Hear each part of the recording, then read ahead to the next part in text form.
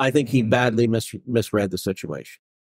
I think the plan was cut a deal with Schumer, get all the Senate Republicans on board, and then use that to just attack and browbeat House Republicans. I mean, the crazy thing is it was Senate Republican leadership teaming up with Chuck Schumer to wage political war on House Republicans, which we do it a lot, and it's part of why this place is so messed up.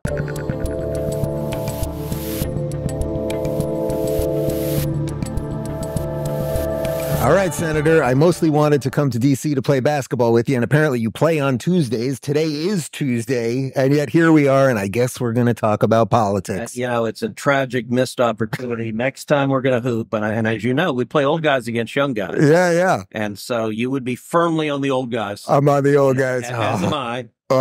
What's the cutoff on the ages on that? So it's a whole bunch of Capitol Hill staffers and a few members. Yeah. Take a guess what you think the age cutoff typically is. The age for the young guys are probably going into maybe 28 would be on the high side, and then you guys are probably all 35 plus. It's typically about 26. All right. I mean, you've got a bunch of Hill staffers that are a couple of years out of college. A lot of them are college athletes, and so it's I'm 53, so I anchor the old guys team solidly. Are you the oldest playing? You're the oldest playing, yeah. But you set a pick. You know how to set a pick. Well, and the thing is, consistently the old guys win. And there's actually fundamentals. So the young guys are completely puzzled. Trent, who's here, is one of the young guys. He always plays. Look, the young guys, they're in better shape than we are. They can jump higher. They can run faster. They have more endurance. Yeah. And a lot of them, like I said, were, serious ball players, played college, often football or soccer, occasionally hoops, but generally some other sport. And they're shocked. They're like, wait, how are these old farts beating us? And the reason is simple. As you know, the young guys, they play like horny puppy dogs. Yeah. They just, I'm sorry. It's a lot of dribbling. It's a lot of dribbling. They've got a triple team. I got to go through the triple team. Yeah. Like the old guys, look, I'm not going to outrun you.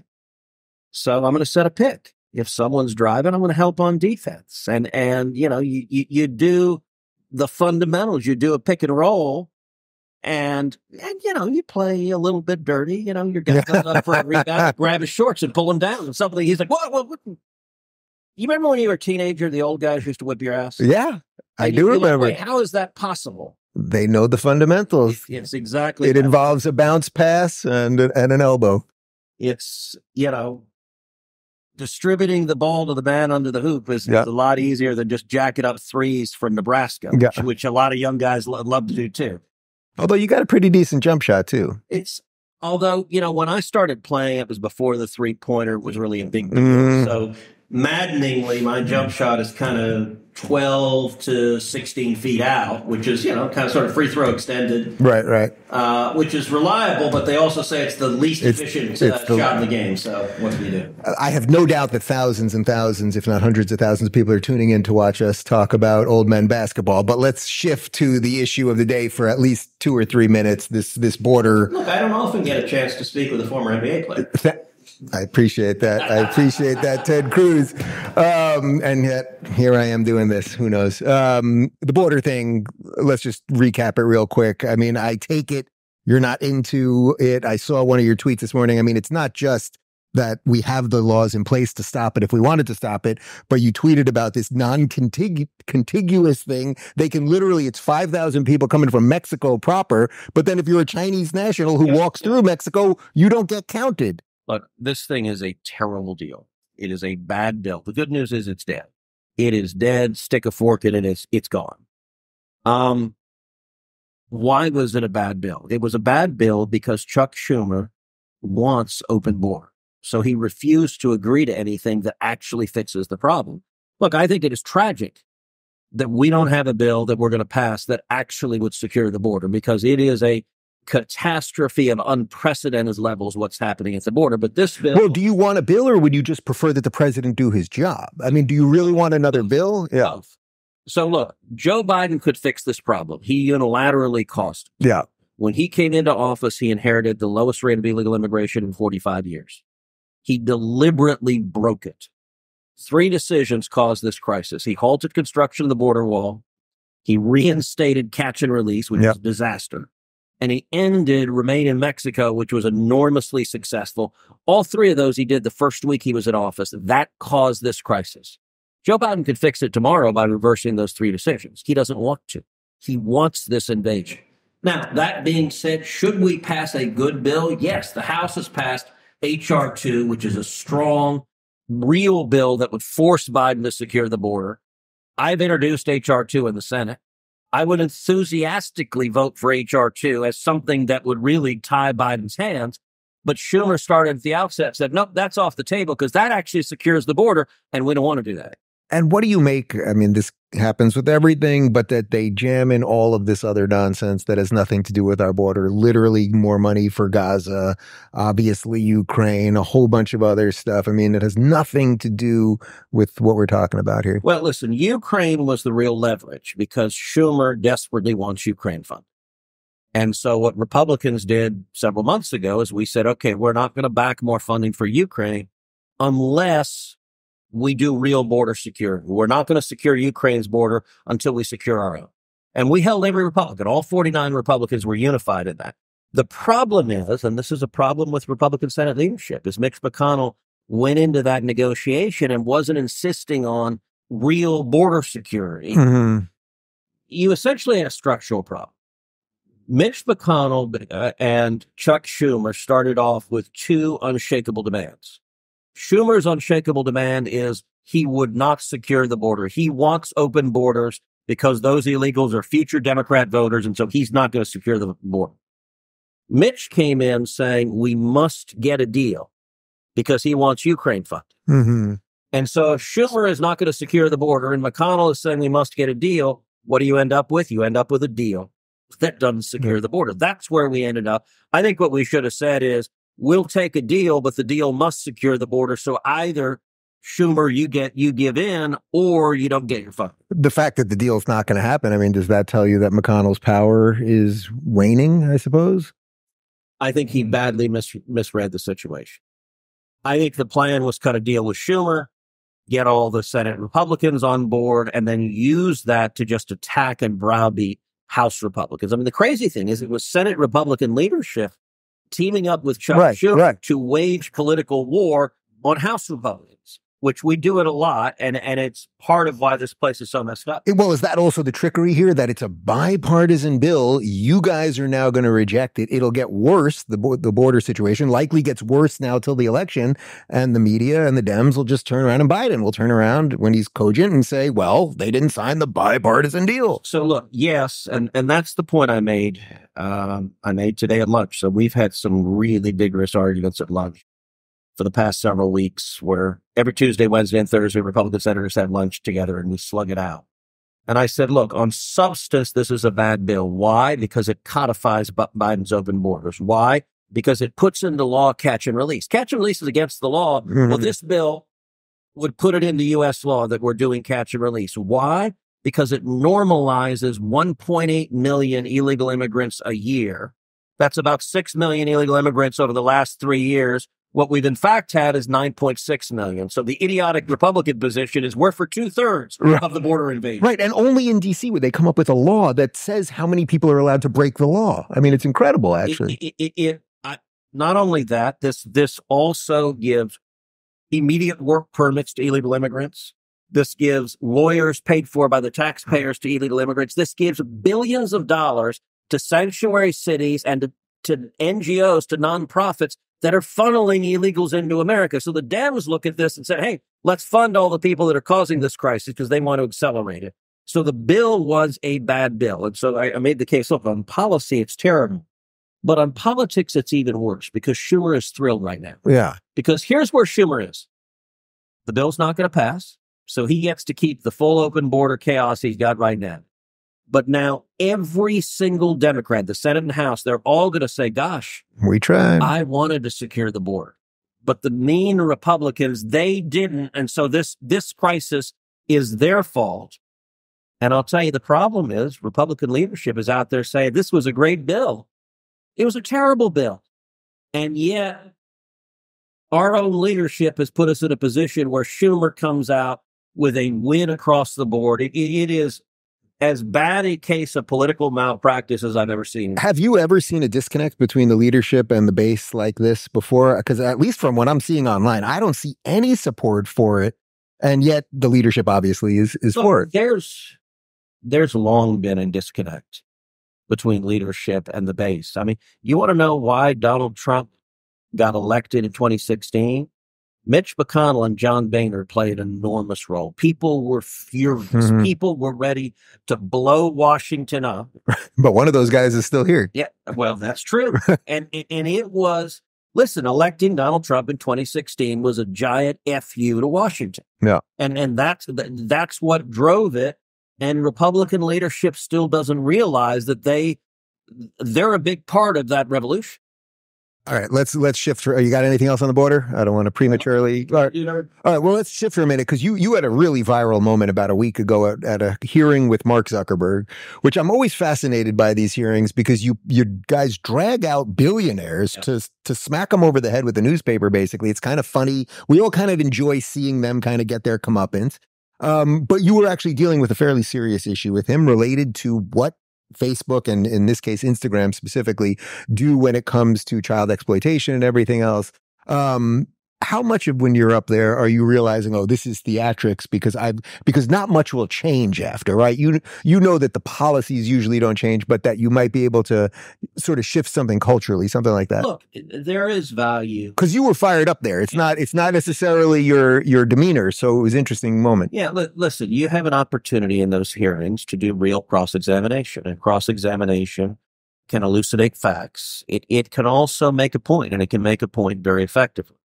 And in terms of change, listen, cross-examination can change how an issue plays. I mean, we've had, look, we had a hearing a couple of years ago in the Commerce Committee where Boeing, the 737 MAX, we had 2 fatal crashes, killed 346 people. We had a hearing where the Boeing CEO came in imperious and arrogant. I tell you, I lit into that CEO. He resigned within weeks of that hearing. I mean, it cost him his job because he did that badly. And his entire attitude towards the crisis, they were not owning the very serious mistakes they'd made that had caused 346 people to lose their lives. So a hearing can have a powerful impact with big tech. Listen, Zuckerberg and big tech's behavior, I think, is horrendous. And often Zuckerberg gets lucky because he has an even worse SOB now. Right. Behind, right. When Jack Dorsey was running Twitter, Dorsey looked like a troll under a bridge, and he brazenly leftists. And Zuckerberg would be great because everyone would attack Dorsey, and Zuckerberg would be spared. Now Zuckerberg wants everyone to attack TikTok. And look, TikTok, there's a lot to be unhappy with about TikTok. But this hearing. Look, this was a hearing on, in particular, child exploitation on social media. And the behavior of big tech has been terrible. And listen, as a parent, I mean, I've got 2 teenage girls. No. I don't know a parent who isn't terrified about the portal to evil we put in the hands of our kids in these phones and the garbage that gets directed at them. And there were dozens, if not 100+ parents in the hearing room who had lost their kids to cyberbullying and sexual exploitation and suicide because the big tech platforms promote incredibly harmful content. So what I cross-examined Zuckerberg about is Instagram. When people searched for child porn, when they wanted to see images, graphic sexual images of kids being horribly abused, Instagram would put up a warning screen. It's incredible. It's incredible. And says you are searching for explicit child porn. Do you want to get resources and get help? Or do you want to proceed to the pictures anyway? Yeah. And look, I mean, the question I asked Zuckerberg, I'm like, what the hell were you doing? Like, who says, hey, you're looking for child porn, want to see it? And then you show it to him? Well, I think you also asked him, did anyone get fired? And he didn't have an answer for that. That was the one that struck me as odd because it's like, all right, I get it's a complex system and all of those things. But like, well, is anyone being fired if this stuff is up there? Well, and notice the arrogance of it. So I asked him, how many times was this screen displayed? He said, I don't know. And I said, well, why don't you? Because last time you were here, I asked you in writing. You were free to answer. The reason you don't know is you don't want to answer that question. I asked him, how many times did someone click on, yeah, I want to see the pictures? You have a number in your records. You won't tell the Senate and the American people. I said, what do you do when someone says, yes, give me the child porn? Do you turn them over to law enforcement? Do you arrest the pedophile? Do you go see if the kid who is in that image can be protected and saved? Just with complete imperiousness, refused to answer any. It's wild. I mean, it is wild. Well, they're making money off of our kids. And I think big tech could be doing much, much more to protect, especially kids. I want to end us with some silly stuff that my guys gave us, but let me ask you one other thing on that, on the personal side, because you mentioned you have 2 teenage daughters. How do you deal with it as a parent? It's a very hard thing, because for kids, their phones are their connection to their social network. I mean, every one of their friends is on it. It's how all of the social interaction goes. So look, I wish I could destroy every phone in the world, but you don't want to isolate your kid. You don't want to destroy your kid's friendships. And so it's just, look, Heidi and I try to do the best we can to monitor it, to prevent bad stuff, but the stats are frightening, the number of kids who've been exposed to to adults propositioning them online, to people targeting them for abuse. And frankly, when you and I were kids, we didn't deal with that. That didn't, like, the world's... You had a bully on the bus. That was it. That's the biggest thing you worried about. Maybe you get a black eye, and that'll heal. But now you really have to worry about, like, horrific things targeting our kids. And I'll tell you, on top of that, you worry about fentanyl, about your kid. Look, when I was in high school, you'd go to a party, some people would smoke pot. I smoked pot as a teenager. I've been candid about that. And it's not a healthy thing to do, not a good thing to do. I tell my kids, don't do that. I'll plead the fifth. But now it is much more frightening. Your kid can go to a party and smoke. It's like, here, have a Xanax. And they take one pill and it's laced with fentanyl. They drop dead. I literally know someone that happened to about a month ago. It is truly terrifying. I'll tell you one thing I did with both my girls. It's actually something the DEA agent showed. He took a sweet and low packet, tore it open, dumped it all out on the table, so all of it's out. And then he says, stick your little finger just in the packet, pull it out. And you have a few little specks of residue on your finger. That's enough fentanyl to kill you. Jeez. And so I had both my girls do that. And I just said, look, don't screw around. You may think it's harmless. They're giving you something. And it's just, look, people make mistakes. And with your kids, you just don't want them to make a mistake that is deadly. And that is happening all over the country right now. I don't know exactly how to segue us out of that, but we're going to some silly stuff. Yeah, you said geez. And then we went right into the fentanyl death. Okay. MJ or LeBron? MJ entirely. Not even close. And why? Well, 6 for 6 in championships and took out all of the best guys every year. And MJ, every game, at the end of the game, you knew the ball was coming to him. And there's not a damn thing you could do about it. You could triple team him and it wouldn't matter. He was just extraordinary. I know that that the one that hurt me the most was the 92 finals because my man Clyde the Glide lost, which I'm going to give you the easiest question possible. And unfortunately, that's not the answer. Best rocket of all time. It's got to be Hakeem. It's Hakeem. It's Hakeem. It's Hakeem. He got his ring in 95 with us. And so I was at Game 7 in 94 of the NBA Finals, Rockets against the Knicks. It was insane. And it's those back-to-back finals. And don't you have a ball or a plaque from the 95 team, I think, in your office or something, right? I have a plaque from what it is it's a piece of the floor. Oh, right. The summit. Yeah. In the Toyota Center. So they turned the summit is now a giant church. It's Lakewood Church. And so they took the floor. And so I have a little piece of the floor and it's autographed by the Rockets. It's pretty damn. That's awesome. All right. Who is funnier, Jimmy Kimmel or Stephen Colbert? It's an almost impossible question. It's like, Ebola or bubonic plague. Look, Kimmel used to be funny, and he got broken. Yeah. Colbert was always a vicious little leftist. No. So Kimmel is probably funnier, but he's killed. It's actually one of the big differences. So as you know, my latest book is called Unwoke: How to Defeat Cultural Marxism in America. And I talk about it, and I talk about all the different institutions that have been captured by the radical left. And in the chapter that I talk about entertainment, I point out that when I first got to the Senate 12 years ago, it was a regular part of politics going on late night shows. So, I mean, so I've done Kimmel, I've done Colbert, I've done Jane Leno, and that used to be part of it. None of them have Republicans on anymore because they've gotten so weaponized. And the problem is they're just not funny anymore. I mean, Kimmel routinely will just stand up. They all stand up and basically scream, "I hate Donald Trump." And we're like, okay, we got that. We know. Funny. Yeah. But it's, as you know, Kimmel and I played one-on-one basketball in 2018, and it was horrible basketball. We'll put a little B-roll up. The people can see it again. But I will say, actually, the ESPN broadcaster said at the time, he said, if Dr. Naismith had seen what happened here, he wouldn't. But I have a video of highlights because I won.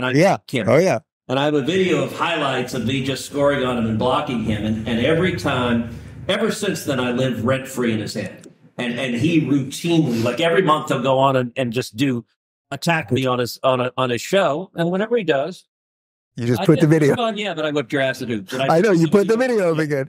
All right, they're giving me the signal. So 2 or 3 more real quick. Better interviewer, Bill Maher or Dave Rubin? Ooh, tough question. I'm going to go with a tie, which is Maher is actually a good interviewer. I know I'm supposed to do the ass kissing one, but I just did. No, I know. Well, because you impressed him and it was obvious, and then he started coming around in the middle of that. Look, you are less biased than he is, but it is unusual because Maher is a genuine liberal that will actually have people for both sides of the aisle on and have a conversation with them. And so I accept it. All right, 2 more. The last one is very bizarre. The next one. How often do you think about the Roman Empire? Not that often. So I read online, what is it, guys think about it like every hour. Yeah. I'm like, what the hell are you people doing? Like, I don't get that. You have a full-time job. That's the thing. Most of these people don't have work. I think about Star Wars a lot more often than the Roman Empire. So I have geeky things, but like, Witty Wiki and Crossing the Rubicon is not front and center in my mind. All right. And then this one, which I did not know about, but my team is telling me that at one time you went on a date with Cory Booker. Is that true? It is not. And I'm not sure where that's coming from. Did you take Cory Booker out to dinner once? We had dinner. Okay. I had dinner with Cory Booker. I just wouldn't call it a date. Oh, all right. I'm just reading what's on the paper here. Cory is actually a friend. Yeah. And we get along well. This could have went sideways real quick. Look, it was, and I will say, like, we've had dinner together in D.C. and people like freaked out. They're like, my God, they're talking to each other. Right. And Cory and I, like, we routinely give each other grief in hearings, but good-natured grief. And it's, all right. So I actually told Cory something. I said, I have a theory on why you didn't catch traction when you ran for president. And I said, the problem is you're not an asshole. And we also ran Newark into the ground. But I told Cory, I said, I think you believe in order to run for president as a Democrat, you must be an asshole. So you pretended to be, and it was really inauthentic. You remember his Spartacus moment? Spartacus, hear me roar. Yeah, nice. It just wasn't. Look, Cory is a genuinely nice guy. Now, he votes very liberal. I disagree with him on a lot of policy issues, but he's among Senate Democrats, he's easily one of the ones I get along with the best. And I think it was inauthentic when he pretended not to be. So to be clear, you did not go on a date with Cory Booker, but you had dinner with Cory Booker and you encouraged him to be a better politician. I'll tell you what, I also encouraged him. I begged him on this. So Cory Booker, I met him when he was mayor of Newark. And he was really courageous at the time on school choice. He was one of the few Democrats in the country who actually was vocal for school choice. And I've been active in the school choice movement for 30 years. And so when we met him, it was long before either of us were in the Senate. And I was like, all right, this guy's got guts because he's taking on, I think, the most important civil rights issue of this century. Well, what's happened since he's gotten to the Senate is he's a bad choice. And it's And I've tried to convince them. I said, Cory, I want the old Cory Booker back. I want the one that saw this was right. And listen, I think it's just in today's Democrat Party, the teachers' unions control the checkbooks. But it is it was glorious when he was willing to be vocal on school choice, but that was a long time. All right. We have to end sillier than that. I'll give you an easy one as a Texan. Who thought that their red bike was stolen and left in the basement of the Alamo? I have no. Oh, really? I have no idea. Pee Wee Herman. I thought that felt like a very easy Ted Cruz reference. Okay, favorite Simpsons moment, and then you're free. Oh, favorite Simpsons moment. There are lots of them, but there's of course Kodos and Kang when they're both campaigning for president. Go ahead, throw your vote away. And they go upwards, not downwards, forwards, not backwards, and twirling to the future. And then also continue twirling, my friend. There is the T-shirt. Don't blame me. I voted for yeah. If you're looking for more honest and thoughtful conversations about politics instead of nonstop screaming, check out our politics playlist.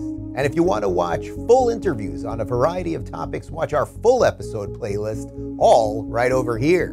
And to get notified of all future videos, be sure to subscribe and click the notification bell.